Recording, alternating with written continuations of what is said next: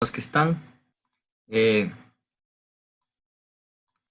no sé si hay alguien que por primera vez ingresa el día de hoy. Bueno, vamos a empezar con los que estamos. Ayer habíamos empezado con la cuestión de lo que yo le digo la enseñanza metodológica del derecho penal, ¿no? Y con la parte introductoria del derecho penal subjetivo y cuanto del derecho penal objetivo, ¿no? Con todo lo que se va a tratar de ver en todo el curso. Entonces, habíamos empezado desde la definición del derecho penal subjetivo, ¿no? Y habíamos estado viendo las diferencias, perdón, algunos conceptos que hay en torno al concepto, perdón, en torno algunas consideraciones que hay en torno al concepto de derecho penal subjetivo, y hablábamos que, si bien para algunos derecho penal subjetivo, como jus puniendi, se entiende como el derecho a castigo, la facultad que tiene el Estado, y desde otra postura, por ejemplo, en Zaffaroni, que no, el derecho subjetivo no está para legitimar el derecho al castigo, sino más bien está para contenerlo, para frenarlo, empezamos a ver la cuestión de los principios, aquellos principios limitadores del derecho penal subjetivo. Entonces, habíamos dicho que, entre otros, la mayoría de principios que se encuentra en la mayoría de manuales son los cuatro: principio de mínima intervención, principio de legalidad, principio de lesividad y principio de culpabilidad. Y había dicho entonces que en el principio de que existen otros principios, ¿no? Que algunos manuales se encuentran y que cabría mencionarlos aquí. Por ejemplo, Luzón Peña, Santiago Mirpuch hablan del principio de proporcionalidad. ¿Qué quiere decir el principio de proporcionalidad? Que existe una relación directa entre la gravedad de la pena con la gravedad del hecho antijurídico, ¿no? Mayor gravedad de la pena, mayor hecho antijurídico. Menor gravedad de la pena, menor hecho antijurídico. Relación directa. Pero este principio de proporcionalidad también está ligado a la prevención general de la pena, que en su momento la veremos. En la teoría de la pena veremos la cuestión de la prevención general, ¿no? Pero, según este autor, este principio de proporcionalidad permite el funcionamiento de la prevención general. O sea, ¿qué se quiere decir? Si se castigaran igual los hechos pocos graves que los graves, no habría mayor intimidación e inhibiciones para cometer delitos graves. No sé si se entiende. Es decir, quien quiera cometer delitos graves a sabiendas de que no hay principio de proporcionalidad en cuanto a distinción de hechos pocos graves, pues aumentaría la, la consumación de conductas graves. Sí, no habría distinción. Aquí voy a hacer un recorderis y tal vez unas aclaraciones en cuanto al principio de culpabilidad. El principio de culpabilidad, antes de ir a otro principio, un poco para que me entiendan. El principio de culpabilidad, desde la postura de Diego Manuel Luzón Peña, tiene dos limitaciones, ¿ya? Una, que no hay pena sin culpabilidad, ¿ya? Y otra, que la pena es proporcional al grado de culpabilidad. Entonces, en ese sentido, la primera limitación nos está haciendo notar que estamos ante la medida de la pena, ¿no es cierto? En cambio, cuando hablamos de pena proporcional al grado de culpabilidad, estaríamos hablando en este sentido de medida de la pena. Mientras que en el primero, cuando no hay pena sin culpabilidad, estaríamos hablando de que la culpabilidad es condición sine qua non si es que se quiere para la existencia o la imposición de una pena. Y en ese sentido, entonces, cabe preguntarse si es que la punibilidad es un elemento dogmático. No sé si me hago entender. Varios de ustedes, o no sé si han escuchado, cuando se define el delito, desde lo que algunos autores lo llaman la definición material, ¿no? Cuando se define desde las categorías dogmáticas, es decir, el delito es acción típica, antijurídica y culpable, o para quienes lo definen como conducta típica, antijurídica y culpable, nótese que no estoy diciendo omisión, porque cuando en su momento veamos la teoría del delito, vamos a ver que la omisión la tratamos como si es que se quiere, como un tipo especial, ¿ya? No es acción u omisión, ya veremos en su momento que hay una contradicción en esa definición, pero conducta sí podría ser aceptado. Entonces, el delito es conducta típica, antijurídica, culpable. Hay quienes también dicen que el delito es punible y le ponen a la punibilidad como categoría dogmática definidora del delito. Entonces, en ese sentido, y por lo que estoy diciendo, a mi criterio, y en realidad de la postura mayoritaria, la punibilidad no es una categoría del delito, sino una consecuencia de la culpabilidad. Entonces, si no hay pena sin culpabilidad, esa limitación nos da la condición para que exista penalidad. Y entonces, desde la perspectiva político-constitucional, el principio de culpabilidad sería la reprochabilidad por el ilícito libremente realizado. ¿Sí? Y en ese sentido, un poco con lo que ayer estábamos diciendo, los límites que los plantea Mir-Puig, por ejemplo, este principio de culpabilidad estaría en los límites del Estado democrático, ¿no? En límites del Estado social estaría el principio de mínima intervención y en el Estado de Derecho, un límite sería el principio de legalidad, por obvias razones. Pero hay otro autor, Mir, ¿no? Mir Puig, por ejemplo, plantea otras limitaciones al principio de culpabilidad y nos dice que el principio de culpabilidad está ligado a otros principios y que se quiera subprincipios. ¿Cuáles son? De un lado, principio de personalidad de las penas, ¿ya? ¿Qué quiere decir esto? Que no hay responsabilidad por hechos o delitos ajenos, ¿ya? Se responde por delitos propios. Y esto va ligado a lo que mencioné anteriormente con la perspectiva político-constitucional que menciona el profesor Luxón Peña, la reprochabilidad por ilícito libremente realizado, pero individual. Otra limitación que plantea Mir ligado a la culpabilidad es el principio de responsabilidad por el hecho. Es decir, la exigencia en un Estado de que se tenga un derecho penal no de autor, sino de acto o de hecho. Y la siguiente limitación que plantea Mir Puig es que exista principio de dolo o culpa. No basta el hecho, sino que el hecho debió ser querido, es decir, el hecho debe ser doloso o causado por imprudencia. Y el otro principio es el principio de imputación personal. Este principio de imputación personal dice que el hecho debe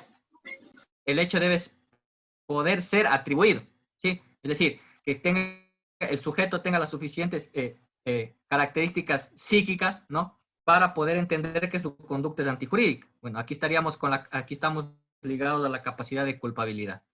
Y esto es lo que el profesor Mir lo entiende como el principio de culpabilidad en sentido estricto.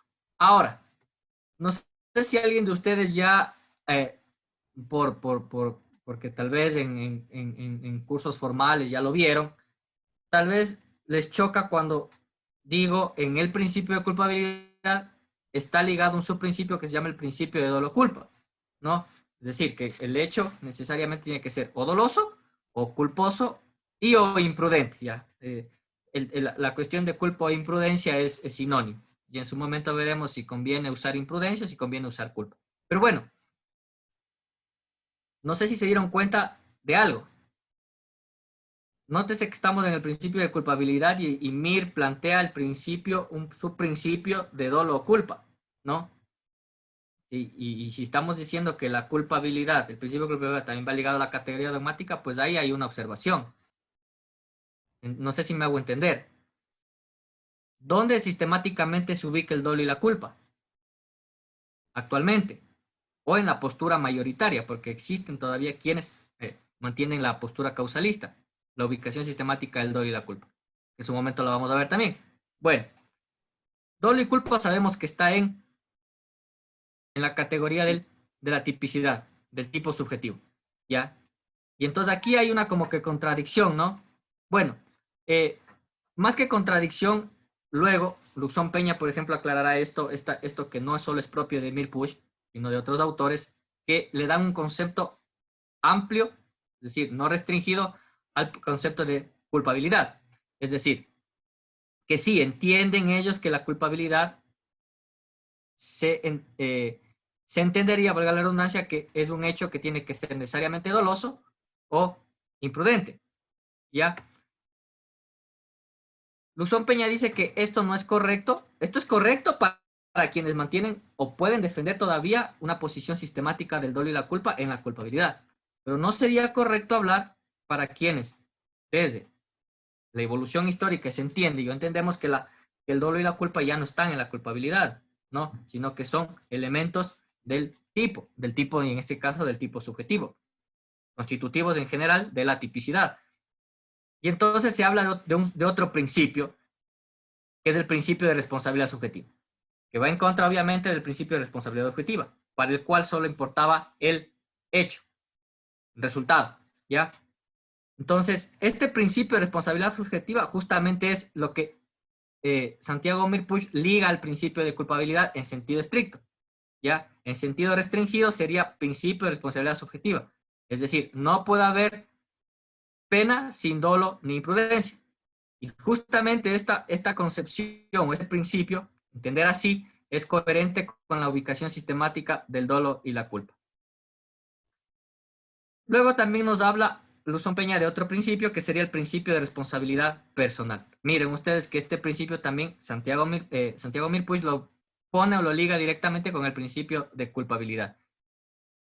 Luzón Peña lo separa y dice es un principio, si es que se quiere, autónomo. ¿Por qué? Bueno, coinciden que el principio de responsabilidad personal es obviamente que no se puede responder por hechos ajenos. Pero debe ser considerado un principio autónomo, no ligado necesariamente a la culpabilidad, porque ya presupone la existencia de un injusto típico o tipo de injusto. ¿Ya? No es lo mismo desde el lenguaje injusto típico que tipo de injusto. Y en su momento veremos. Un poco me adelanto, pero Luzón Peña admite la teoría de los elementos negativos del tipo. Entonces, él admite una división bipartita del delito, ya no como la acción típicamente antijurídica, ¿no? Entonces, eso es propio de quienes manejan una teoría de los elementos negativos del tipo, pero ya en su momento veremos esto. Entonces, para Luzón Peña, obviamente, el principio de responsabilidad penal ya presupone la existencia de un tipo injusto. Entonces, no debe ser parte del criterio de culpabilidad, ¿sí? Y esto tiene consecuencias, como yo lo decía ayer. O sea, el principio de responsabilidad personal necesariamente marca la exigencia de autoría y participación. Y es lo que planteábamos ayer. Y de ahí que entonces la lámina que está aquí resuma o en dos palabras justamente casi todo, pero esta lámina permite recordar todo lo que ahorita he ampliado. Es decir, el principio de culpabilidad tiene que ser entendido como reprochabilidad, si que se quiere, reprochabilidad personal. Y en ese sentido marcaría entonces también los criterios de autoría y participación.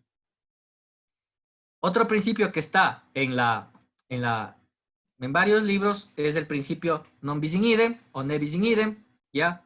Que básicamente significa no castigar a un sujeto por dos o más veces por un mismo hecho.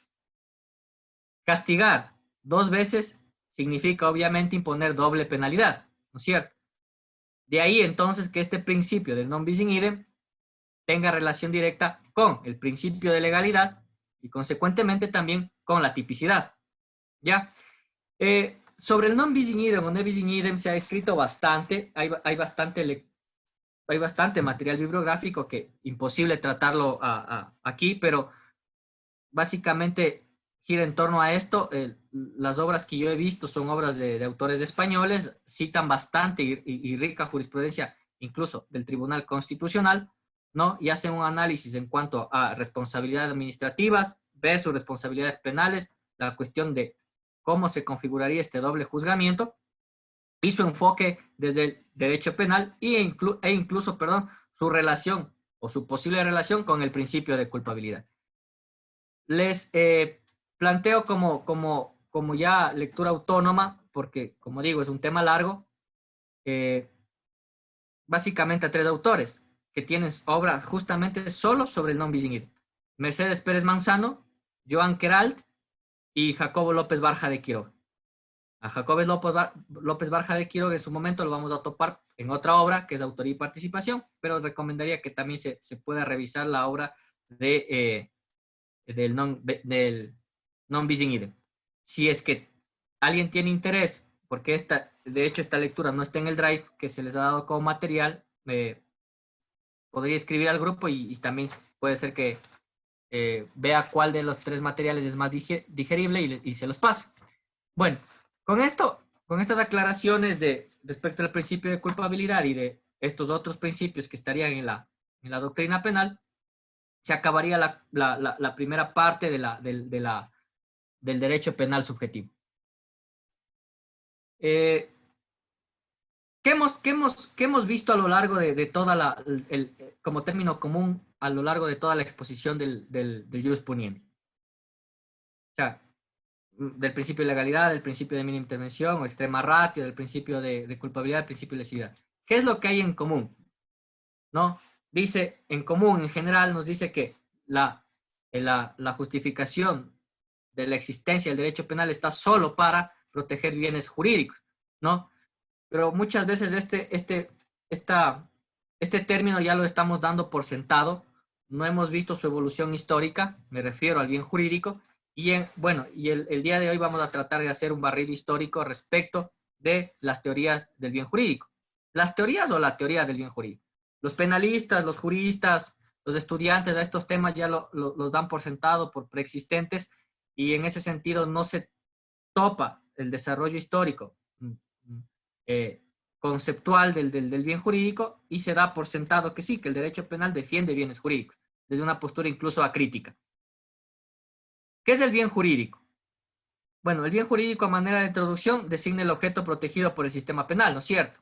Ya puede ser salud, vida, medio ambiente, administración pública, la administración de la justicia. Bueno, va a depender de la técnica legislativa de cada país y que haya considerado como bienes jurídicos. He dicho algunos aquí, ¿no? La libertad. El bien jurídico no se puede desprender del concepto de norma. Lo que estoy diciendo, yo me he apegado en esta parte introductoria del bien jurídico a la obra del profesor chileno Juan Busto Ramírez. Busto Ramírez, como es del conocimiento de varios de ustedes, tiene algunas obras, ¿no? Entre ellas la parte general, un manual, pero yo he tomado otra que es de Lecciones de Derecho Penal, escrito con Hernán Ormazábal Malaré, ya como coautor de esa obra.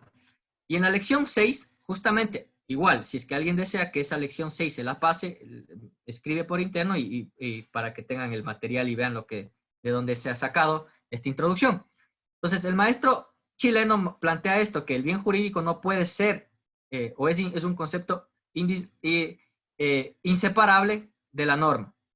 El concepto, teoría del bien jurídico debe tener un fundamento material de identificación, nos dice el maestro. Es decir, hemos escuchado que es bien jurídico, nos han dado en las aulas de clases un concepto, nos han dicho son aquellos presupuestos que necesita el ser humano incluso para poder desarrollarse tanto en su esfera individual cuanto en su esfera colectiva. Pero son conceptos que de alguna manera se quedan también en el discurso. Entonces, Busto Ramírez plantea esta observación, que el bien jurídico, el concepto del bien jurídico, más allá del discurso, de la ideología y de la repetitividad que se tiene, que ya vamos a ver que en el desarrollo histórico, la definición del bien jurídico, ligado incluso al concepto del delito, no ha tenido mucha variante. O sea, ciertos autores le han dado sus matices, pero nada más.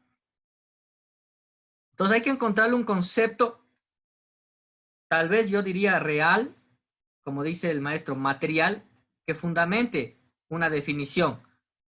Por ejemplo, en algunos países, y esto lo tomo como ejemplo de las obras, no estoy consciente yo del tipo en la legislación ecuatoriana, pero entendería que también pudo haber estado. Por ejemplo, en España, el adulterio era penado, era punible, ¿no?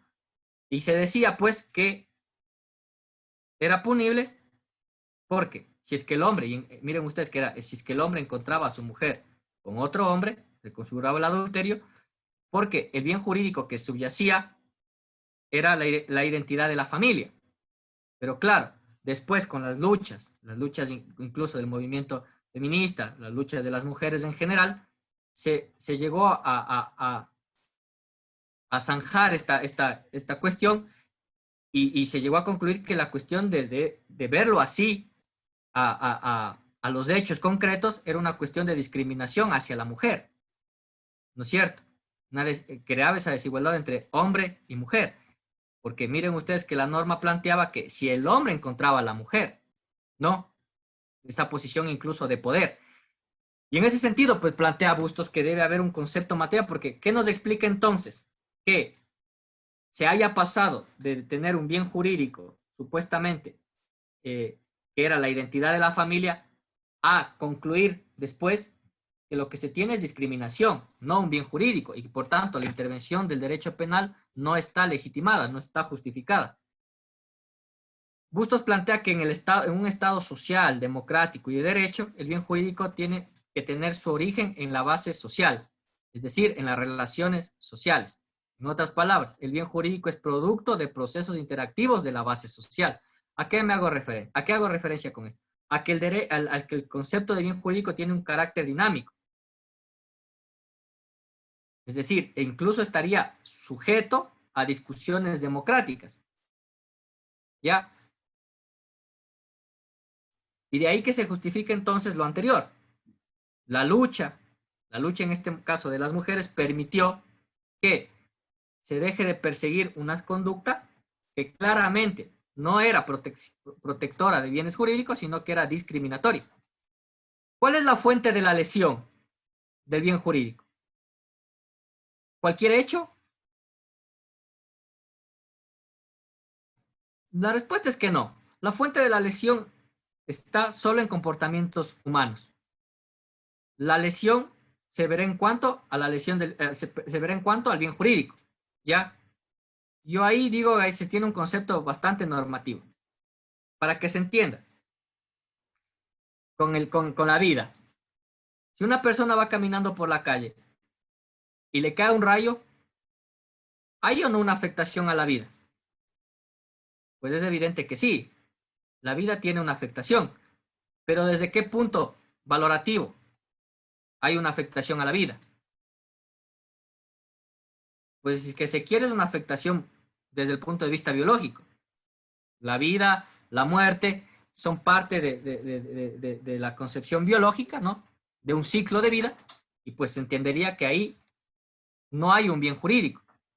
Pero si una persona dispara a otra, ¿no?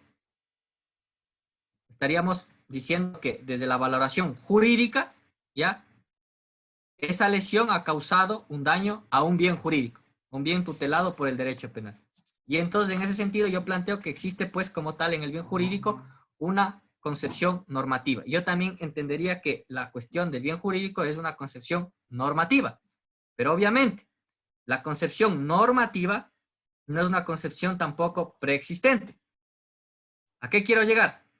No se puede explicar las cosas solo desde la normatividad. La realidad no se explica desde la juridicidad, y así hasta cierto punto lo está entendiendo Bustos Ramírez. La normatividad, la norma, cual sea la norma, sea norma civil, laboral, penal, administrativa, la que fuere, de cualquier rama del derecho, lo que hace es expresar condiciones sociales, relaciones sociales, ¿no es cierto? En una norma laboral se expresan los intereses de empleadores o de trabajadores, y todo esto, y ahí correctamente lo plantea Bustos Ramírez, va a depender del modelo de Estado que se tenga en un país. Y entonces, lo punible, el bien jurídico, va a depender obviamente de ese modelo.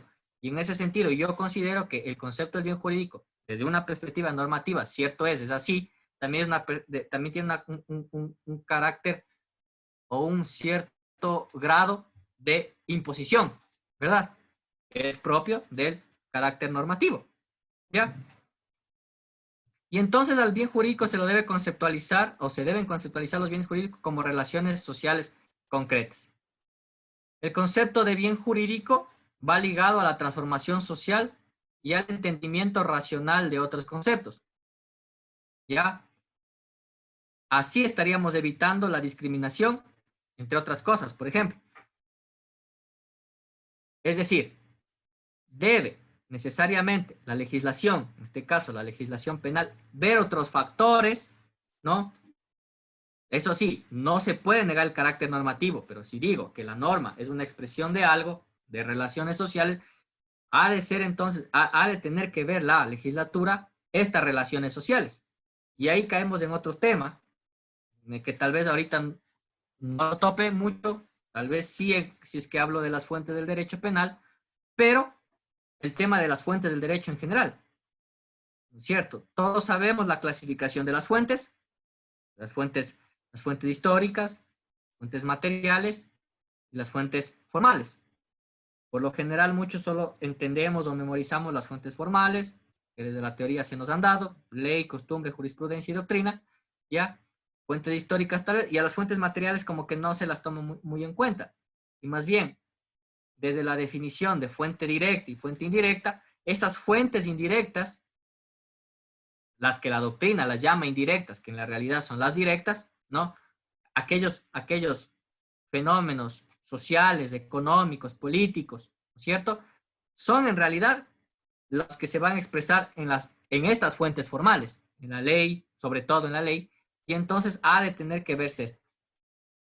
En ese sentido, entonces, ¿cuál debería ser una fuente para el legislador para decir esta conducta es penalmente relevante porque violenta un bien jurídico o esta conducta ya no hay que perseguirla porque obviamente está contra la racionalidad de otros conceptos? O sea, ¿qué quiero decir de otros conceptos y racionalidad de otros conceptos? Ligados incluso a estudios científicos, ¿no? Por ejemplo, ¿por qué perseguir la orientación sexual? Cuando ya en estudios se ha dicho que la cuestión de la orientación sexual es una cuestión incluso genética, biológica, entonces a eso el derecho penal también tiene que adherirse. Pero, ¿cuál sería entonces la fuente del derecho penal que permitiría en realidad, más allá del bien jurídico, que sí, yo comparto con otros autores que sirve como punto de análisis tanto de ley lata cuanto de ley ferenda, pero detrás del bien jurídico estarían conceptos ontológicos, incluso otras disciplinas que deberían ser observadas. A mi criterio, aunque se diga que sí se hace, pero que en realidad no se hace, la criminología cobra un valor importante. La criminología. Zizek ya lo decía. El derecho penal, Hans Zizek, profesor alemán, ya lo decía. El derecho penal es una rama, una ciencia ciega sin la criminología, ¿verdad? Entonces cobra valor el fundamento de la criminología. Bueno, vamos a tratar entonces de hacer después de esta introducción sobre el bien jurídico, sacada de Juan Busto Ramírez. Aquí están las referencias de algunas obras que podrían ver. Cada tema tiene referencias bibliográficas, ¿no? Tienen Busto Ramírez, Roxín, Reyes Prado. Aquí está mezclada la referencia con el siguiente tema, que será Derecho Penal Objetivo. Bobbio, Zizek, Torregin, Bernal, Muñoz Conde, Gonzalo de Fernández, Mirpuch.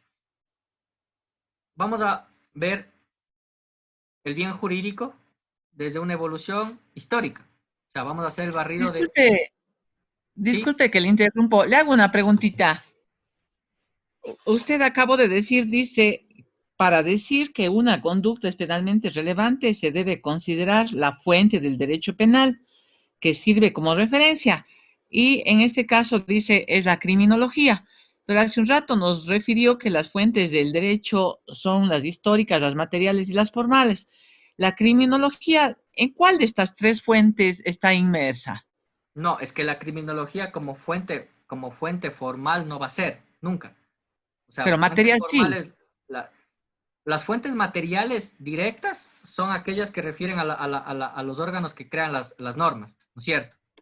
Por ejemplo, la ley, la fuente material directa de una ley sería el órgano de cual emana, en este caso el Congreso Nacional, la Asamblea Nacional. Y tenemos, por ejemplo, un contrato que también es una norma jurídica desde la teoría del derecho como norma individual, porque los contratos no están en el monopolio estatal, tampoco entraría en el artículo 425 de la 424, 425 de la Constitución, lo que se llama la pirámide, la pirámide de Kelsen, ¿no?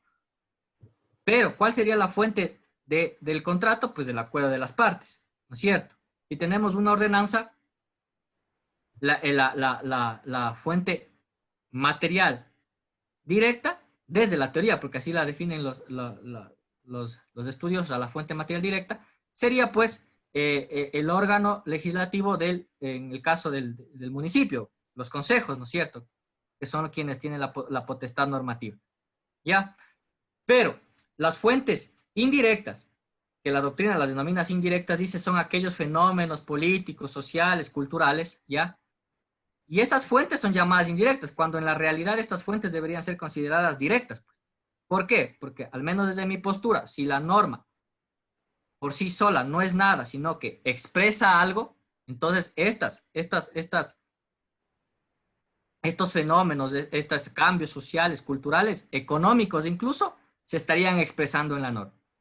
Y entonces la criminología, he dicho fuentes, si es que se quiere en un sentido amplio, ya correctamente no estaría hablar de fuente, pero la criminología es una ciencia que sí estudia a la criminalidad como fenómeno social.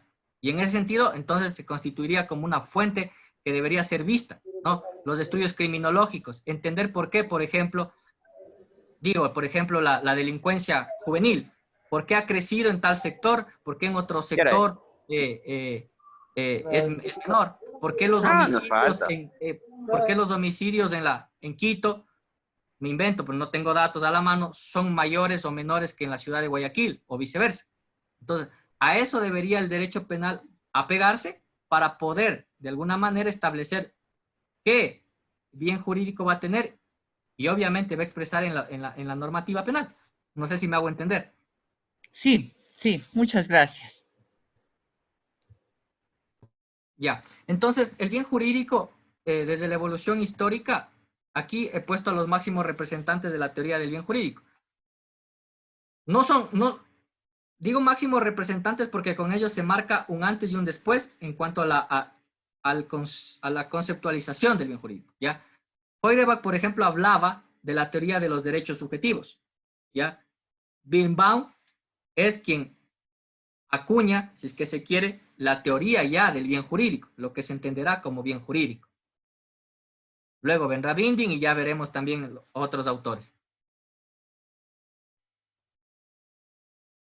El bien jurídico se constituye como base central del injusto, ¿ya?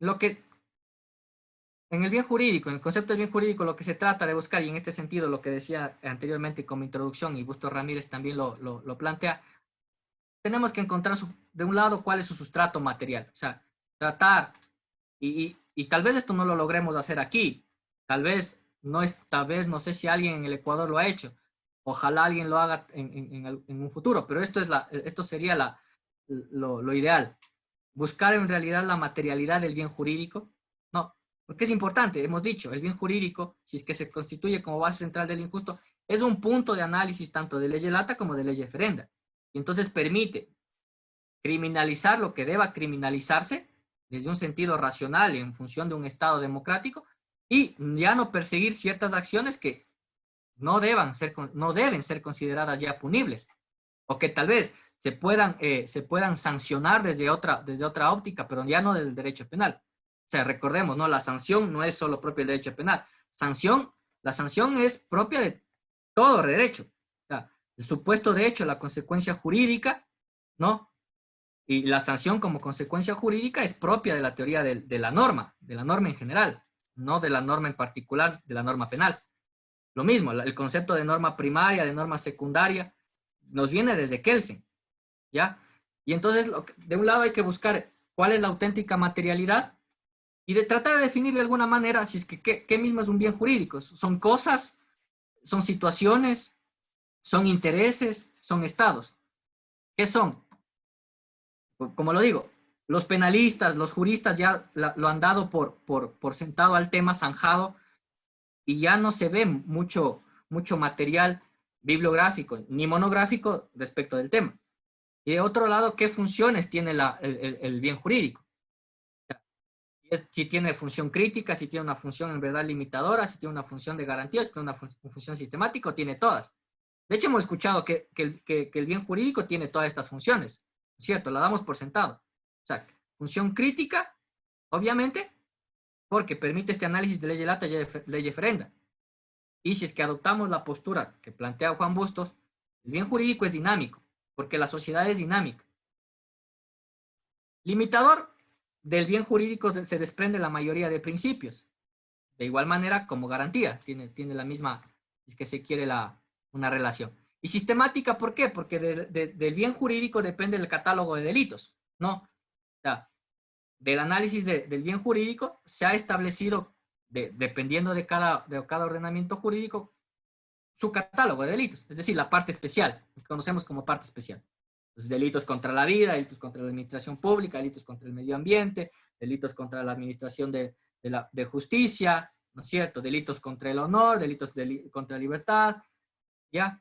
Delitos contra, bueno, la naturaleza, dije, el medio ambiente. En el caso de nosotros tenemos contravenciones, ¿verdad? Todo eso permite el bien jurídico, o permitiría el estudio de la teoría del bien jurídico.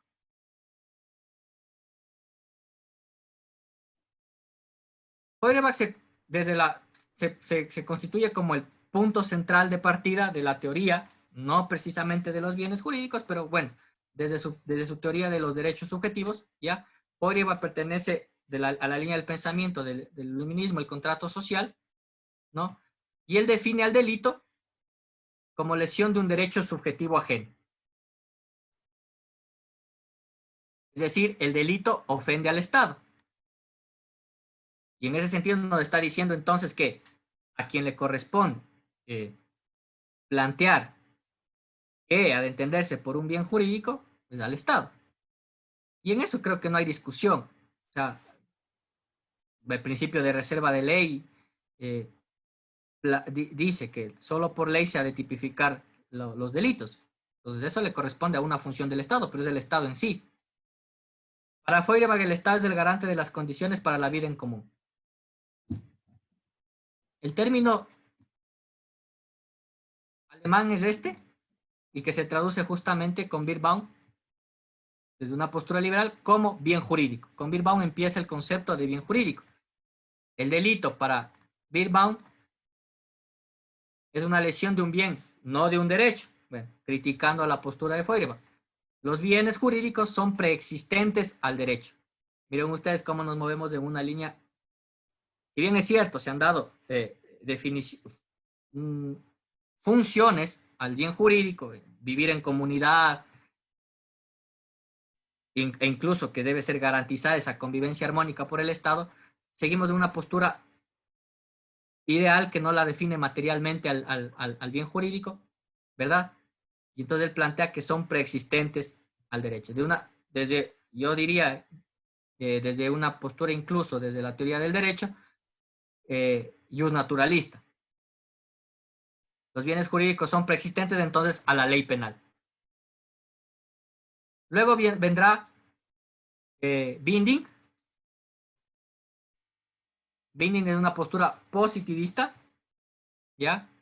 Y obviamente, bueno, con la línea del pensamiento de Hegel, planteando la racionalidad incuestionable de la ley, ¿no?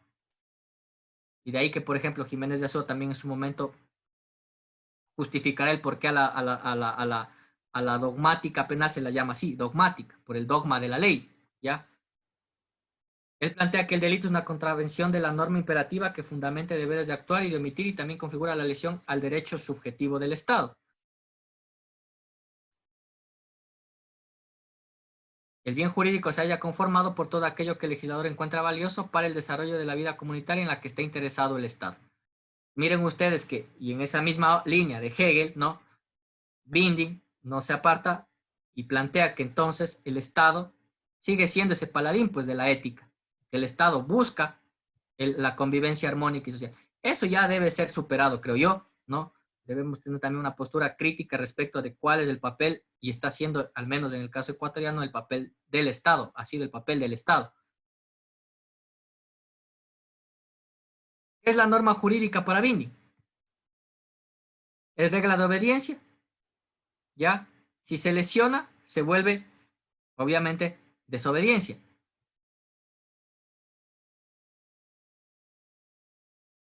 El resultado de la desobediencia en cuanto a qué daños ha causado a la sociedad, si se menoscabaron bienes, no es relevante. Lo que es relevante para Binding es justamente esa contradicción del actuar con la norma. Y un poco en ese sentido, bueno, eso está después en una animación, pero ya me adelanto un poco en ese sentido. Binding estaría planteando cierto grado de definición del bien jurídico relacionado con la definición que da el maestro Jacobs, ¿no? Entonces, el bien jurídico plantea binding que subyace en la norma jurídica. O sea, toda norma jurídica tiene un bien jurídico. Pero no nos importa mucho el bien jurídico. Lo que nos importa como tal, más allá del concepto de bien jurídico, es si es que se quiere la vigencia de la norma. Por eso digo, en cierta relación con el concepto que plantea Jacobs. ¿Ya? Gráficamente sería esto. El bien jurídico gira en torno al Estado, a la producción normativa del Estado. Mientras que para Birnbaum, el centro es el hombre. Y alrededor de la conceptualización de hombre como bien máximo, gira la conceptualización del bien jurídico. Luego vendrá von List, ¿ya? Miren ustedes que solo hemos tomado la escuela alemana. Con von List inicia lo que se conoce como la dogmática moderna. Von List es una postura naturalista. Ya veremos que von List forma parte del esquema causalista en la evolución de los esquemas del delito. Y von List dice que el delito debe exteriorizarse. Esto no es propio de von List, la cuestión del delito, la exteriorización del delito, ¿ya? Ya les había mencionado, creo que ayer, y en algunos momentos más lo seguiré mencionando, sobre todo en los esquemas del delito, de la escuela italiana. Carrara también ya manifestaba esto, el acto externo dañoso, justamente la parte subjetiva y objetiva del delito. Decía, no hay que confundir con la parte subjetiva y objetiva que plantea la escuela causalista, ¿no? En cuanto a las categorías. Es decir, un concepto puramente objetivo es la tipicidad y la antijuricidad. Y un concepto puramente subjetivo es la culpabilidad, porque ahí se hablaba de un nexo psicológico. Pero bueno, eso lo veremos más adelante. ¿Qué es lo que protege? ¿O qué es el bien jurídico para von List? Son condiciones vitales de los individuos. Y entonces, el derecho penal asume esa protección de condiciones condiciones vitales de los individuos a través del derecho penal. El concepto de las condiciones vitales para von List es un concepto prejurídico, ¿ya? Y los bienes jurídicos es un concepto jurídico cuando se tiene la protección del Estado. Un poco en el sentido también con la relación que hay, si es que se quiere, de lo que sería derechos humanos y derechos fundamentales, ¿no? Derecho humano lo entienden muchos como aquellos derechos que son preexistentes, inherentes al ser humano. ¿Cuándo se transforman en derechos fundamentales? Cuando son acogidos por una legislación, por un ordenamiento jurídico y son positivizados. Los derechos humanos son aquellos derechos positivizados. En esa onda lo entiende von List a la cuestión del bien jurídico. Y miren que en von List también ya un poco dice, ¿no? Y, lo que decía hace un momento también Juan Busto Ramírez, en la introducción. El bien jurídico está sujeto a revisión crítica, cambios y modificaciones. Bueno, aquí está una cita de Amelún, pero no creo que convenga leerla. El gráfico lo explica, es decir, el derecho penal para Amelún, la política criminal para Amelún deben girar en torno al concepto del bien jurídico. ¿Ya? No pueden ser conceptos separados. La política criminal ha de ver también el concepto de bien jurídico, ha de tratar de elaborar un concepto de bien jurídico y el derecho penal lo propio. Luego vendrá el neocantismo, ya, ahí tenemos algunos representantes, Mayer, Honig. Y en ese sentido también el causalismo valorativo con Edmund Mesger nos plantea lo mismo, o sea que el bien jurídico se convierte en razón de legislación, razón de existencia de la ley, principio teleológico, es decir, de interpretación y de finalidad, ¿no? Como interpretación final, ¿ya? La finalidad es el bien jurídico, y como método de interpretación. Un poco en la onda de sistematización.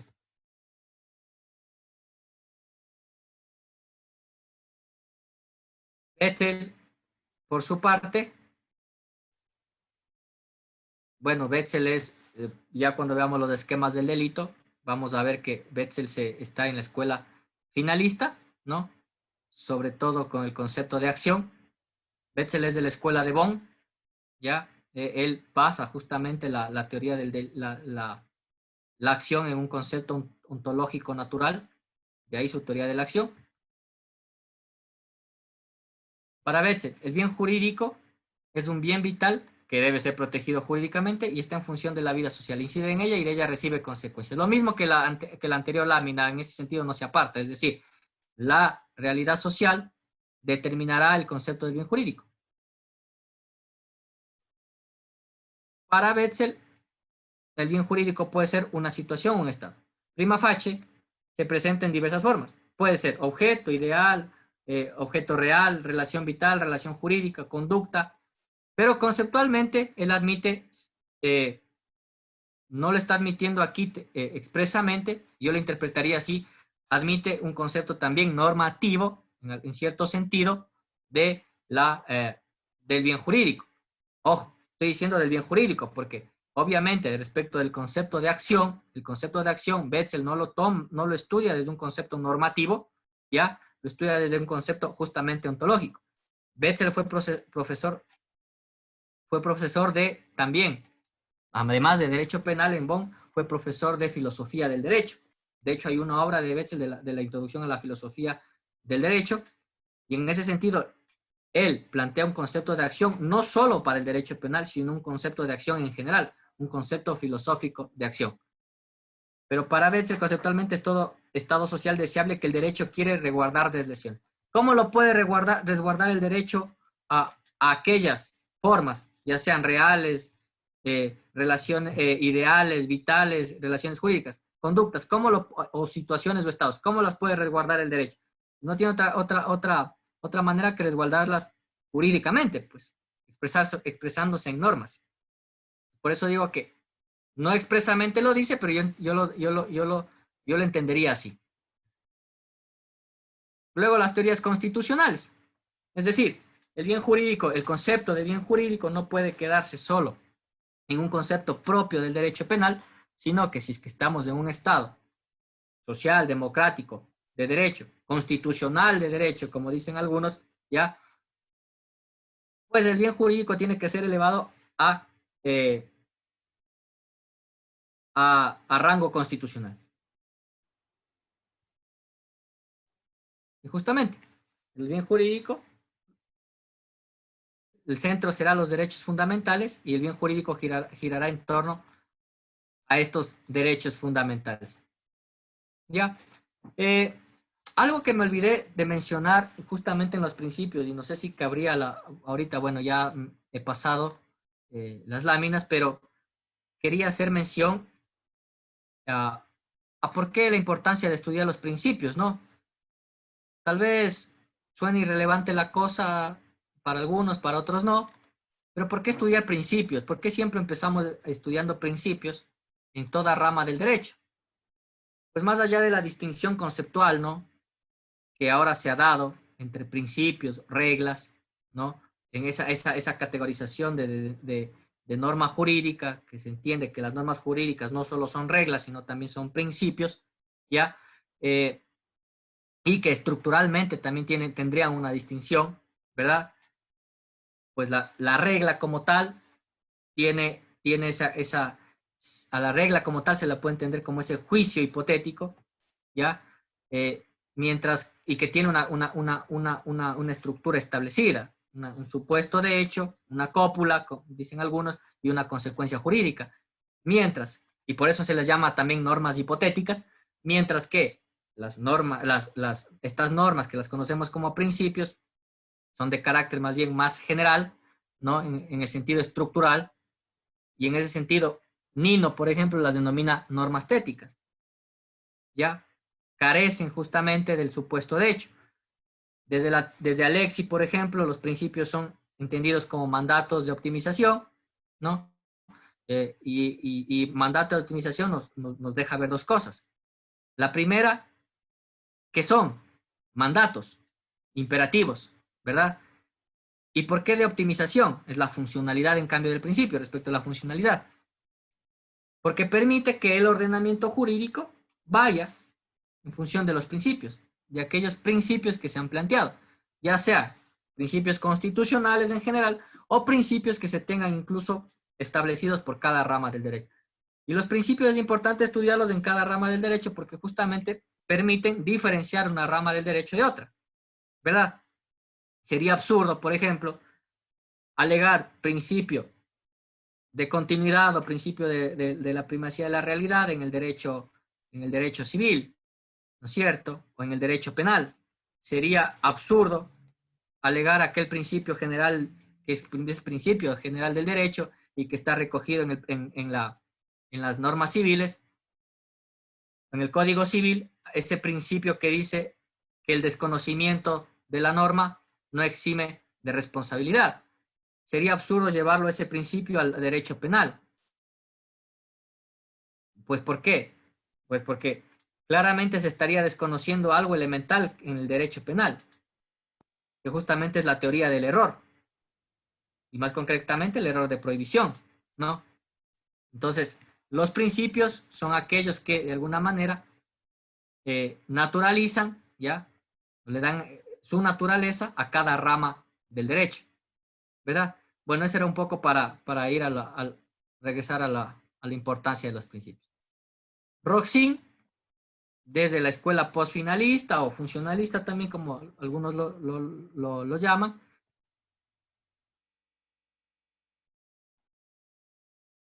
plantea que los bienes jurídicos son circunstancias dadas, pero la concepción del bien jurídico es de tipo normativo. Y obviamente también acepta que el bien jurídico no es estático, ¿ya? Pero, a mi criterio, Roxin plantea la cuestión solo de finalidad constitucional. Si bien es cierto, plantea, está abierta al cambio social y a los progresos del conocimiento científico, habría que preguntarse si esto en realidad sucede.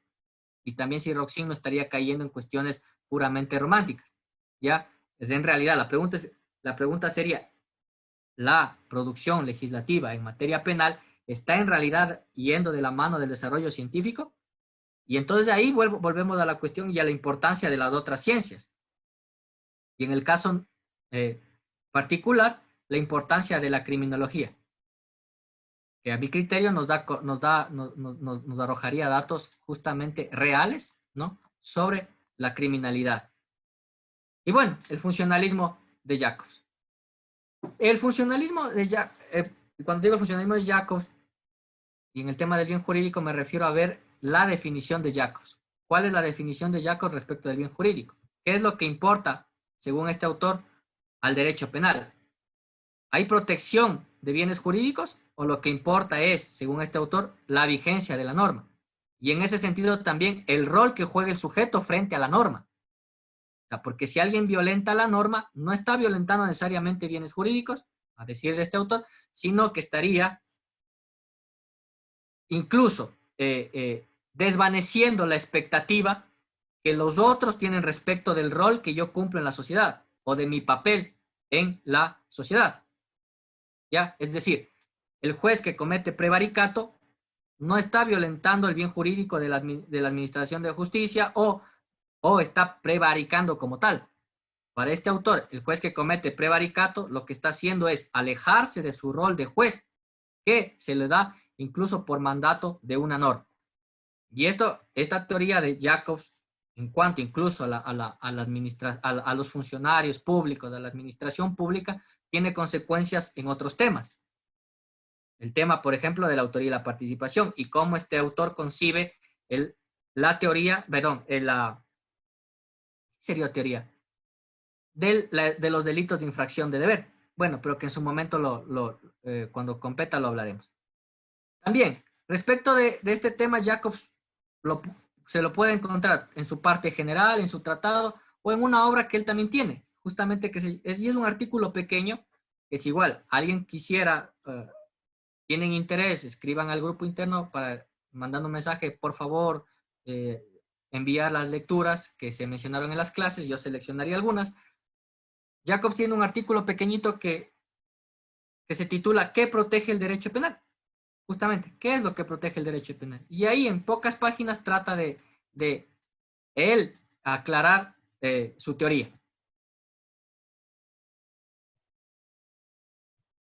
El bien jurídico no es igual al objeto de la acción. Esto lo aclara también Roxin. Lo que les decía ayer, recuerdo si ayer un poco adelanté esto. El bien jurídico, decía, algunos confunden con la cosa, ¿no? Como se confunde, como confundimos muchas veces en la cuestión de la teoría de los negocios jurídicos. Cuando hablamos de objeto, el objeto del contrato, por ejemplo, ¿cuál es el objeto? Decimos, ¿cuál es el objeto del contrato de compra-venta? Y la mayoría tiende a decir que el objeto de la compra-venta de una casa es la casa. Y sabemos que no es así. Esa es la cosa. Por eso más bien en derechos civiles es muy usual tener el léxico de la cosa, hablar de la cosa. Objeto refiere a aquel régimen de derechos y obligaciones, ¿no? Entonces Roxin plantea un ejemplo aquí en el hurto. Dice, el bien jurídico es la propiedad o la posesión. El objeto de la cosa justamente es, perdón, el objeto de la acción es justamente la cosa. Entonces, sea una bicicleta, sea un celular, sea cualquier bien mueble. Y ahí está aquí Roxin aclara la cuestión con un delito un poco más complicado de entenderlo, que es puede ser con el delito de homicidio, donde sí, en realidad ahí en ciertos delitos, sí puede darse la circunstancia de que la cosa coincida con el bien jurídico. Y eso pasa en el delito de homicidio. Bueno, y luego tenemos las posturas latinoamericanas.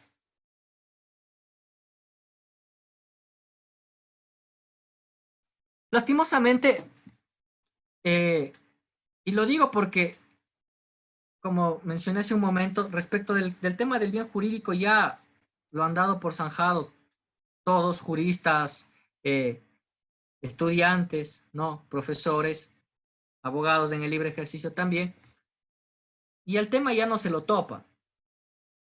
Es igual como el tema de la acción, que también el debate para muchos ya está zanjado y ya lo veremos un momento, quienes aceptan una dualidad incluso, de que sí, puede ser un concepto ontológico, pero también normativo, entre ellos Gaussel, por ejemplo, ¿ya? Pero el debate de la acción podría seguir latente, justamente, porque también cabría otra pregunta. ¿Qué es lo que fundamenta el estudio del derecho penal o la sistematización del derecho penal? La acción como tal. Recuerden que en cierto momento se dio un debate de las escuelas, se llamó la guerra de las escuelas y fue sobre todo por la acción, ¿ya? Que claro, la planteó Betzel, ¿no? En su momento como un antes y un después en la construcción dogmática del derecho penal. Pero lastimosamente el tema también ya está para muchos zanjado y ya no se tiene por qué discutir. Y entonces, en Latinoamérica, por ejemplo, no hemos visto o no se ha visto producción respecto de este tema. En el Ecuador, si bien es cierto, muchos profesores han escrito sobre derecho penal, manuales, eh, monografías, pero sobre este tema no, ya lo dan por verdad al tema del bien jurídico y la disputa ya no hay.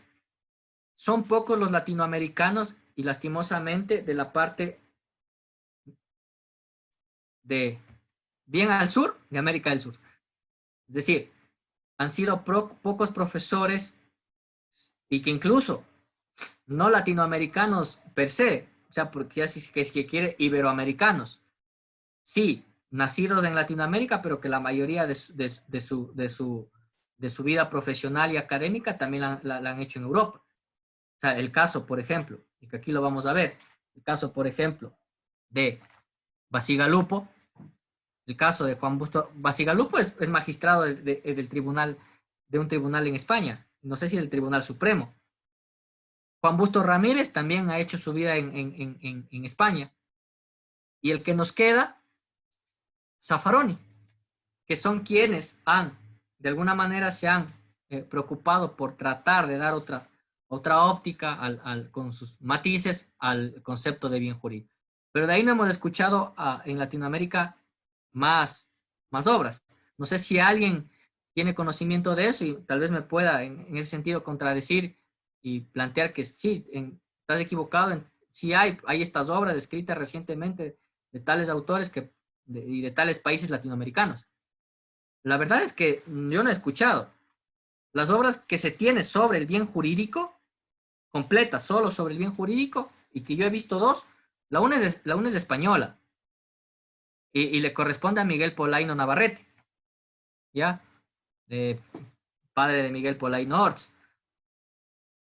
Y la otra, que sí, que es de un chileno, y que sería la única que tiene, la única obra, diría yo, latinoamericana que ha hecho un trabajo sobre el bien jurídico, un trabajo histórico y hace este barrido histórico y en algún momento también toma postura.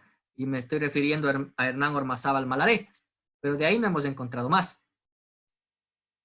A propósito, lo que se tomó aquí en las diapositivas no es de Hernán Ormazábal Malaré, es de Gonzalo de Fernández. Y entonces, Bacigalupo también ha tratado de alguna manera de dar alguna matiz al concepto de bien jurídico. Bueno, a Bacigalupo se lo conceptúan desde el funcionalismo sistémico, ¿ya? Bacigalupo dice que la función del derecho penal es proteger bienes jurídicos, ¿ya? Pero no solo eso, sino también reparar a través de esta protección de bienes jurídicos el equilibrio de un sistema social. Y lo que importa son las reglas, las normas, que darían, según Bacigalupo, identidad a una sociedad. A mi criterio, este autor ahí comete un error. Yo particularmente considero que no se puede explicar desde la normatividad la realidad. Eso es al revés. La normatividad, la juridicidad, expresa ciertas relaciones de la realidad. Un poco en ese sentido, por ejemplo, Bobbio, desde la teoría general del derecho, Norberto Bobbio, también plantea justamente esto. E incluso, si es que yo no estoy mal y estoy descontextualizando las palabras de Bobbio, y ojalá no sea así, yo entendí de su lectura, incluso él decía que la historia se explica a través de la norma. Y esa frase a mí no me convence. Otra cosa es que sí, existan fuentes históricas y que, bueno, la historia se ha ido, dentro de la juridicidad también hay una historia dada, pero decir que la norma expresa, define la historia de una sociedad no es correcto. Y lo mismo en ese sentido Bacigalupo. O sea, la norma no es que da identidad a una sociedad. Hay más aspectos que en realidad integran la identidad de un pueblo. Aspectos culturales, sus modos de producción, aspectos incluso religiosos. Todo eso es la identidad de un pueblo, no la norma. Luego Juan Bustos Ramírez plantea la línea que dije introductoria, pero bueno, aquí se vuelve a repetir. Para Juan Bustos Ramírez, el bien jurídico, los bienes jurídicos son relaciones sociales. Solo se entiende Disculpe la que le existencia. interrumpa. Sí, Con lo que acaba de señalar al respecto de que las normas también reflejan lo que es la sociedad, de alguna manera también las normas sí reflejan lo que es la sociedad, porque recordemos con esta situación del aborto, por ejemplo, hay países en los que está permitido el aborto y en otros no, porque las normas, insisto, sí reflejan lo que es la clase de sociedad.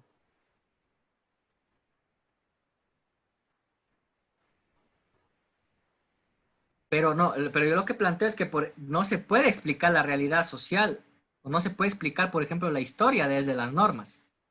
Que la norma es una cuestión, una construcción desde el lenguaje impuesta, ¿no es cierto?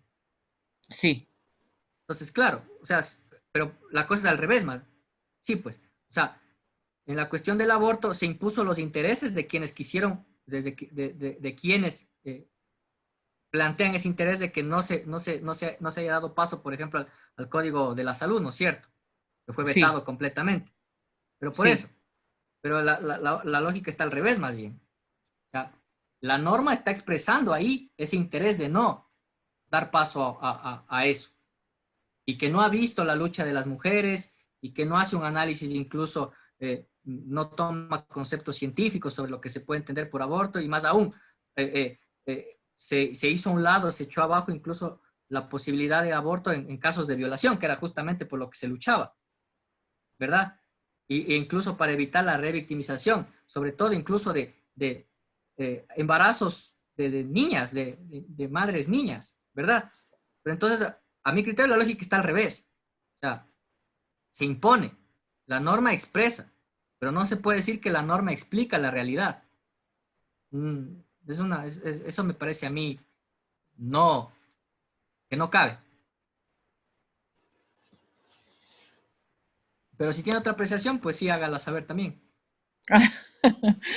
Es que es de bastante discusión. Yo le analicé el código de salud por una causa en particular compleja que tengo. Y justo sobre esta situación del aborto, la reproducción humana asistida que se está dando, por ejemplo, el presidente de la Comisión de Salud ha hecho públicamente, ha dado entrevistas señalando de que hay un negocio en nuestro país, un negocio descarado, a palabras de él, mediante el cual hay empresas que ganan miles de dólares con lo que es la reproducción humana asistida y los vientres de alquiler, y que ellos lo que quieren es legalizar, regular el término que él utiliza, es regular esa situación en nuestro país. Entonces, lo que hizo la Asamblea en ese articulado es aprobar los intereses de un grupo. ¿De quiénes? De estos médicos, que esa es la realidad nuestra del país. Yo hice una investigación un poco sobre este punto. Existen diré números para que me entiendan, unas 10 centros de reproducción humana asistida que están realizando estos tratamientos e incluso hacen los vientres de alquiler y un sinnúmero de situaciones más complejas que todavía no se ha hecho público y que cobran miles de dólares. Y esta gente es millonaria. Y eso es un ilícito, es una ilegalidad.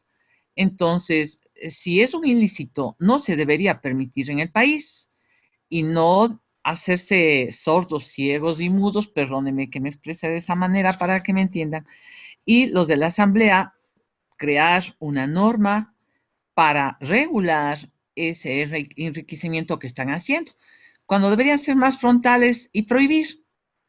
Entonces, yo tuve una discusión en esta comisión de salud y les expliqué, les dije, nuestro país tiene una población mayoritariamente de jóvenes y niños y no se necesita una norma para lo que es reproducción humana asistida.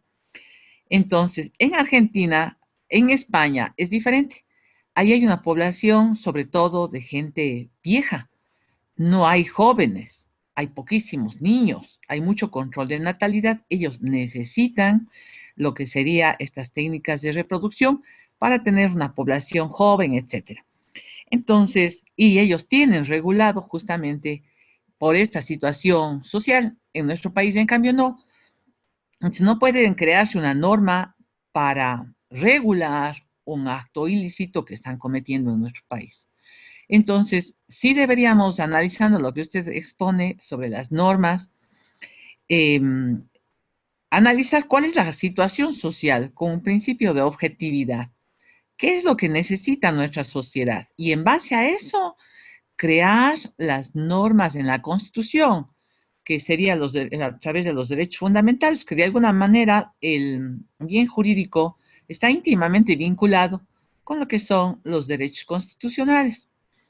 Entonces, y ahí sí ver qué normas o qué tipo se debería crear ya en el ámbito penal. Ese es mi punto de vista.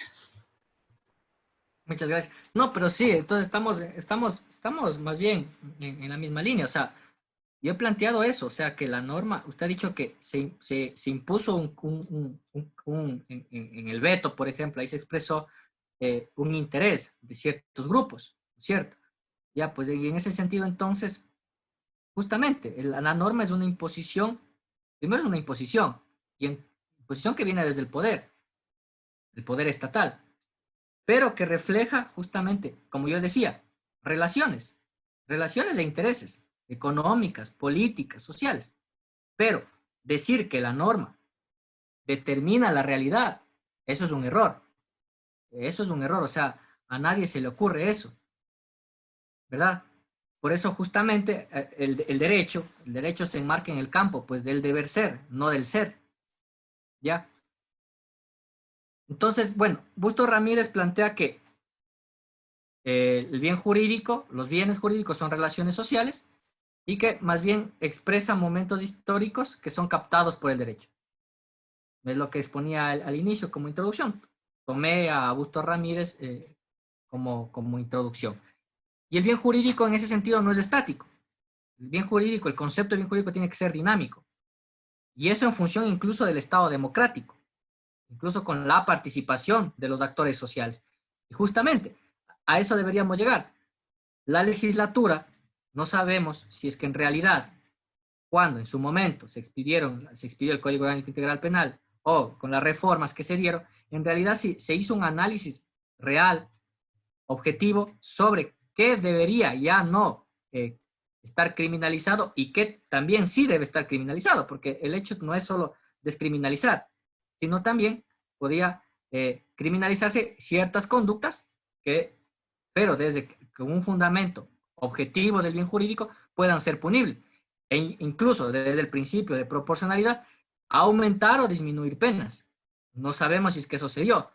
Para tratar de dilucidar eso, tendríamos que ir a ver las actas, ¿no?, de los debates en el año cuando se debatió el Código Orgánico Integral Penal y hace un año el debate en las reformas.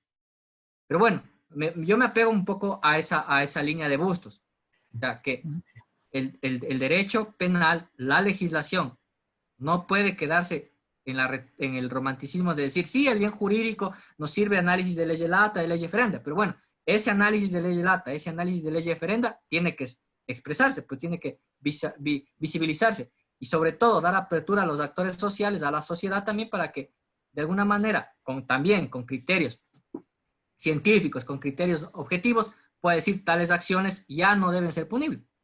Y ahí, por ejemplo, el tema del aborto sería muy debatible, ¿no es cierto? Sí. Le hago un comentario para contribuir un poco sobre el principio de proporcionalidad. Hubo una conferencia muy interesante esta semana del Consejo de la Judicatura sobre lo que es dolo y culpa, que dio la conferencia a un juez de tránsito. Y él decía que hay un problema en nuestro país porque existen las contravenciones que tienen penas con mayor número de años que aquellos delitos que tienen menor número de años. Entonces, eso, por ejemplo, está mal en nuestro país, violenta totalmente el principio de proporcionalidad. Claro. Y miren que el principio de proporcionalidad no es una cuestión nueva. O sea, si es que se quiere, el principio de proporcionalidad y de humanización ya nos viene, decíamos, con Beccaria. Y resultaría chistoso que ya hace más de 400 años que se planteó justamente en el Ecuador puedan existir esas contradicciones, ¿no? En la parte ya especial del código. Bueno, y a la final tenemos a Raúl Zaffaroni, Eugenio Raúl Zaffaroni, que dice que el bien jurídico es antepuesto a la ley y al tipo. Él, de alguna manera, plantea, de alguna manera, ¿no? Se estaría pegando a una postura también, no sé si decirla naturalista, de entender que hay conceptos que son propios ya del ser humano y que solo se hacen objetos protegibles cuando la legislación los considera tales. Entonces, en el mismo sentido de los derechos humanos y de los derechos fundamentales. Para Zaffaroni, el bien jurídico tiene una relación de disponibilidad. ¿Relación de disponibilidad de quién o de quiénes? Relación de disponibilidad respecto de el individuo con el objeto. Con el objeto hacemos referencia a ese bien jurídico, ¿ya? Y ese objeto tiene que ser merecedor de protección. Zaffaroni Por aclara esta ejemplo, relación de... sí, Sí, por ejemplo, Zaffaroni es muy bueno, tiene otros videos que le he estado revisando. Él es naturalista. Y eso es bueno porque el derecho natural está por encima del derecho positivo. Entonces, si todos fuéramos buenos, no necesitáramos tantas leyes. Y eso es lo, lo que lo dice de, Zaffaroni. lo del derecho natural, bueno, y yo no sé si es que a cierto punto ser solo naturalista sea tan bueno también, porque también en algún sentido la cuestión de la seguridad jurídica, ¿no? Y la legalidad, sí es importante también. De ahí que, por ejemplo, ahora se tengan otras posturas más bien eclécticas, ¿no? Respecto de puntos, o sea, si ser positivista, extremista, positivista o en su vertiente extremista, formalista, o jus naturalista o en su vertiente extremista, como lo denominan los españoles, ser neoconstitucionalista. Entonces, hay posturas eclécticas como la Escuela de Alicante, que plantea la cuestión del pospositivismo, ¿verdad? Ujú. Y que agrupa las dos vertientes. Es decir, existen los principios, hay que aplicar los principios, pero no siempre.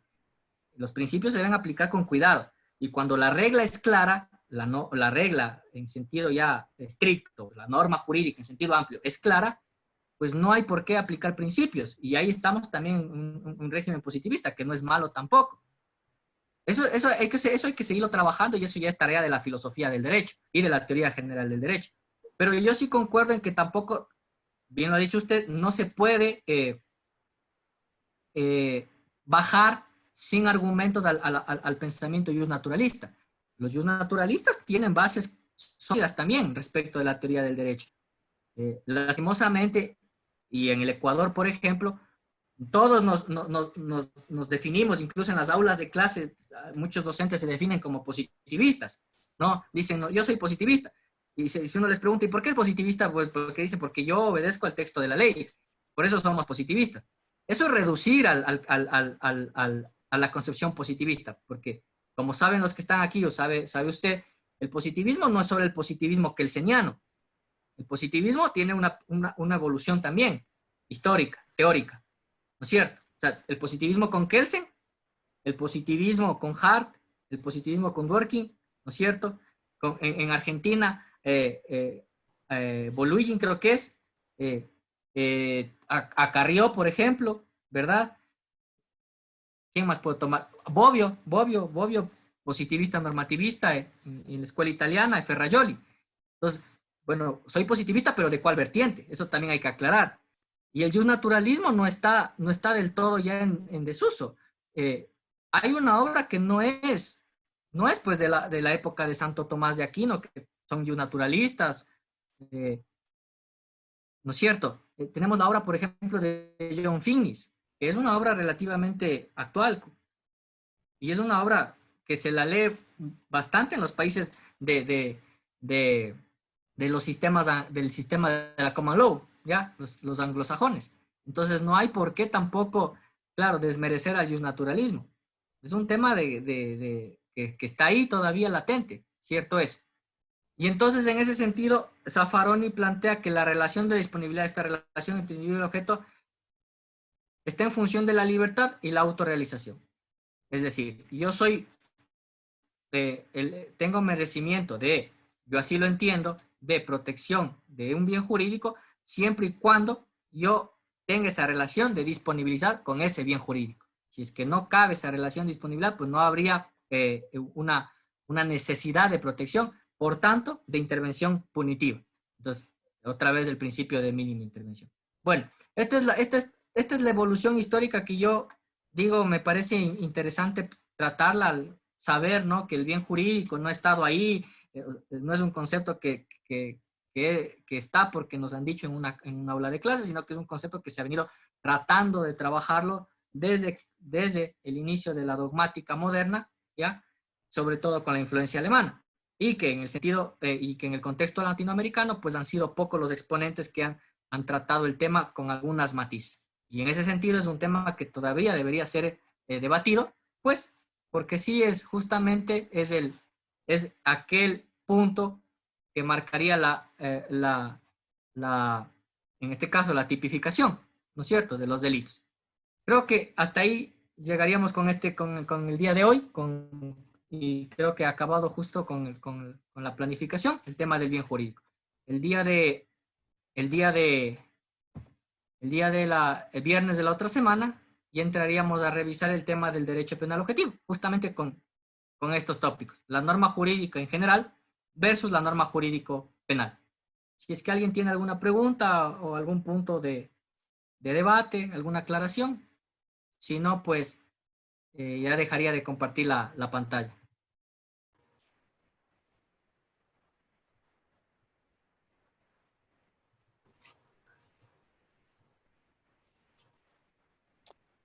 Hola, ¿qué tal? Quería solamente hablar un poquito de la escuela de Zaffaroni. Sí, sí, ¿Sí me están dale. escuchando? Sí, Claro.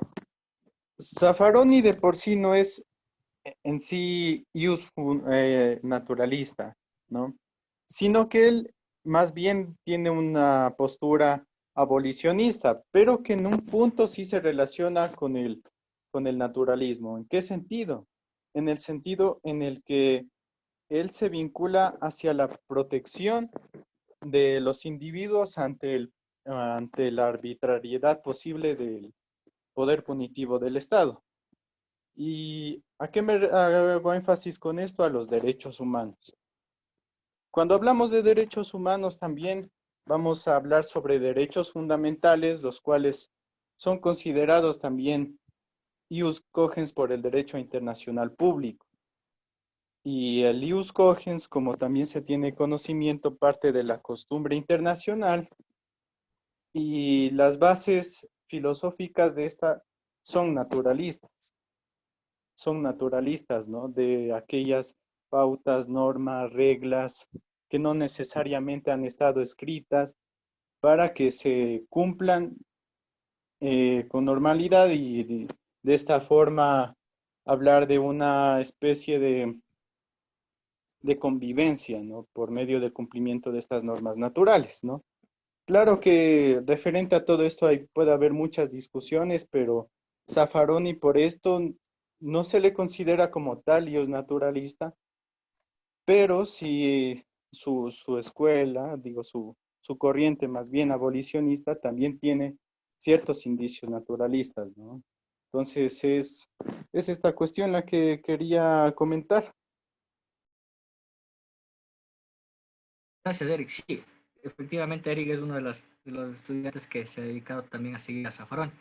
No, sí, yo también digo que en algún momento, tú sabes que la influencia nuestra en el derecho penal nos viene de Europa, eso es lo que tenemos, los españoles y los alemanes, y de los alemanes a través de las traducciones españolas. Y bueno, si es que en algún momento eso queremos rebatirlo, pues de alguna manera tenemos que conocerlo para después destruir y construir. Zaffaroni es de los pocos, sí, el único tal vez latinoamericano como tal que ha tenido ha sido citado incluso en Europa y que incluso sus puntos de vista son debatidos allá. Y entonces eso nos da nos da el ejemplo de que cuán eximio es él, ¿no es cierto? Pero sí, yo también en algún momento plantearía que deberíamos estudiar las posturas críticas al derecho penal. Y en ese sentido, ver a tres autores que hay, Zaffaroni, ¿no es cierto? Binder, ¿no? Y Nino.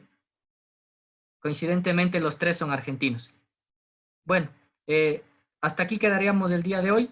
Entonces, si es que no hay alguna otra intervención, les agradezco mucho por su tiempo. Espero que haya sido productivo. Muchas gracias. Gracias. Gracias, Leo. Buenas noches.